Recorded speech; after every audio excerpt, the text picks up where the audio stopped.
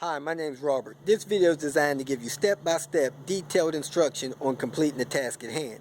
Visit my YouTube channel and watch my disclaimer video. And please like, share, and subscribe. I hope you find the information you're looking for. Thank you very much for watching. During my move, my second stop, about 35 miles from my home, I noticed that my button had fallen in to my door panel. So I'm going to pull the panel and fix it real quick. Here's the tools I used to get the door panel off. Didn't really need anything to fix that little clip in the latch, but probably a needle nose pliers would be good. Little flat tip bit, or it looks like a Phillips in that little plastic piece that comes out the front edge. It's a T25 that reverses to a T30 and then the T20. I got a different video about pulling these door panels, but you pull this panel out, it snaps out. There's 3 screws behind it. You pull up real hard on your open latch and it'll pull off. Then you got 3 or 4 T25s down here along the bottom, and then on the front you got a funny maybe T15 little screw that you pull out, and then your panel will come off. So I'm going to go ahead and pull the panel real quick. These are the screws that come out the bottom edge of the door, and that little screw pin right here looks like a tiny Phillips. Came out of the front edge of the door in the hinge area, and I used that little bit to turn it out. Turned it out with my hand. This is the handle, just slides off, and then the panel there, I just work my finger in behind one end of it and ride it up, and it pops off the door panel.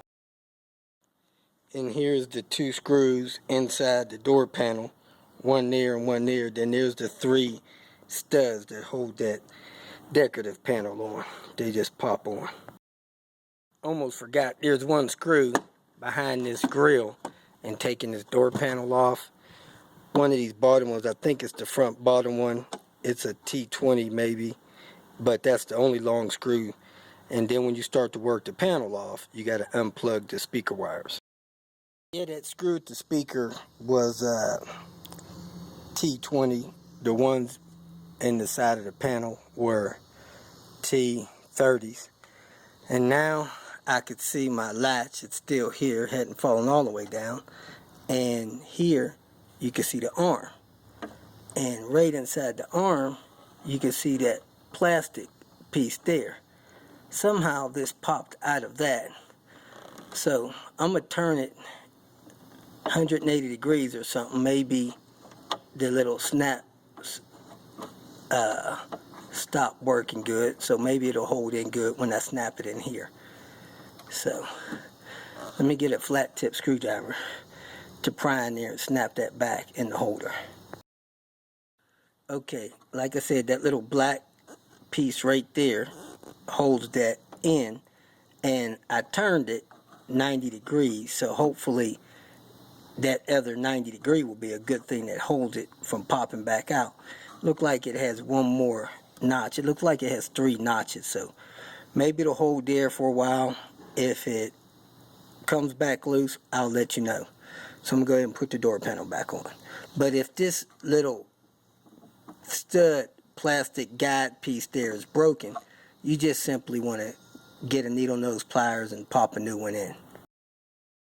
I do have a spare here, and as you can see, it has 3 different channels that it could fit on.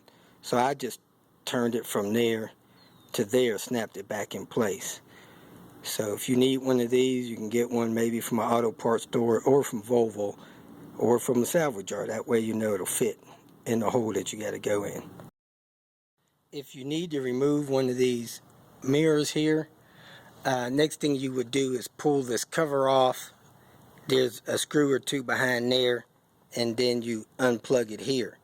Now, this cover has some pins behind it that are fragile, so try to pull that straight off. Hopefully you won't break the pins where that panel will be no more good. So that's how you replace one of the power mirrors.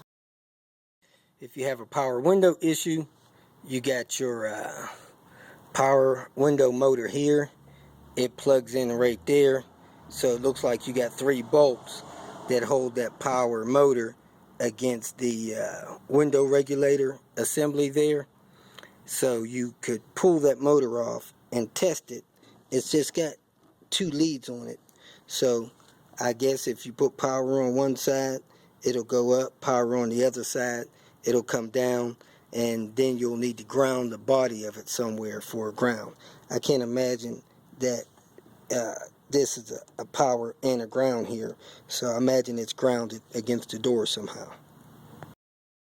If you have an issue or a situation where you need to take the window out, you need to have the window approximately 2 to 3 inches down, and when you do that, you can see the pins in there to hold the regulator to the track. So with the window a couple inches down, that's the pin that holds the regulator in the track.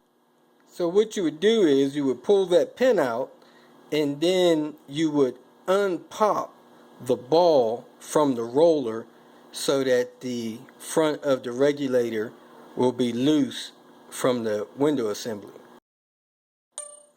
On the back side, you pull the pin out, and with the front unattached, you can roll the roller out of this rear edge of the track. Once you do that, you can lift the window up and maneuver it out of the whole door frame. And then down here, the window regulator assembly, I would imagine you would lower it a little bit, and you have a few nuts around the edge of this thing here, and that probably pulls your window regulator out so that you can see if there's something actually wrong with your window regulator assembly, or just to replace it. If you got any questions, go ahead and post it. On these door panels, it doesn't matter if the window's up and down, because the door panel doesn't share the slot that the window does. It has its own little track on the inner edge of that seal assembly. So the window could be up or down, and you can get these door panels off and on. Usually there's a plastic piece here that stops moisture or stuff from going into the door panel. This one's missing, so I guess somebody's been here before. There's also little panel covers to block moisture transfer. There's another plastic panel that's normally down here, and I think some of these doors have some rigid honeycomb plastic in here. That stuff's evidently been taken out of this door, or maybe this has been a replacement door from an earlier model car. But my last 95, I had a big honeycomb thing there. If something fell down in that door, I couldn't get to it. And here's a little plastic panel that's similar to the panel that goes there on the bottom and back there.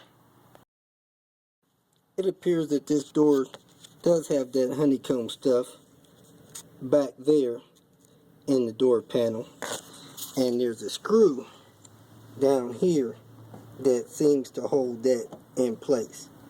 I don't know if there's another screw behind this or something, but that is one screw that holds that in place. You go to set this door panel on and make sure the edge fits in that groove.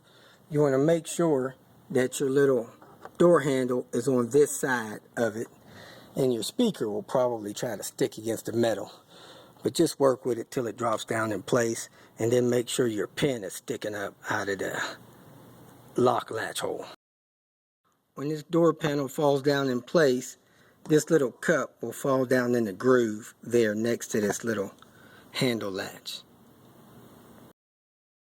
Okay, I got the door panel on, everything in place, and as you can see, I got my latch up, and it seems to go up and down fine.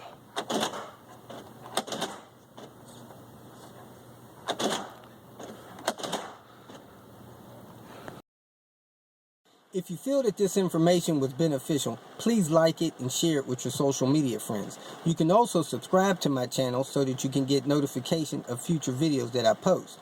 Visit my channel. I have all types of do-it-yourself videos there.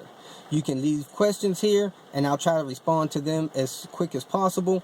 You can also visit my website at robertspinner.com. Thanks again for watching.